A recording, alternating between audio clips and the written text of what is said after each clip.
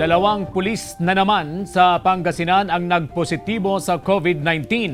Sa kabuuan, 6 na pulis na sa Pangasinan ang tinamaan ng naturang sakit. Tutukan sa report. Panibagong miyembro ng kapulisan sa Pangasinan ang naidagdag sa mga nagpositibong kaso ng COVID-19 sa probinsya. Ayon sa Provincial Health Office, residente ng San Carlos City at Binmalay ang mga nagpositibo sa sakit. Ang mga PNP po ay considered as frontline workers, no? So maaari pong may mga exposure sila nung sila po ay nagbantay sa checkpoint.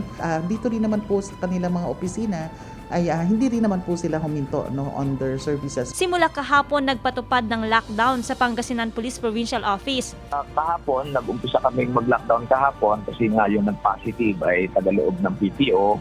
So yun ang atin ngayong tinitingnan at ang protocol naman kung saan nagkakaroon ng positive ay talagang nila-lockdown. Sa kabuuan, 6 na pulis Pangasinan na ang nagpositibo sa COVID-19.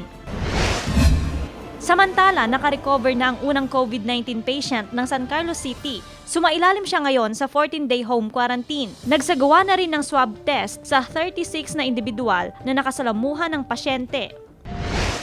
Nasa 864 ang kumpirmadong kaso ng COVID-19 sa Region 1, 3 at Cordillera Administrative Region, 101 sa Region 1, 95 sa Cordillera Administrative Region, 668 sa Central Luzon.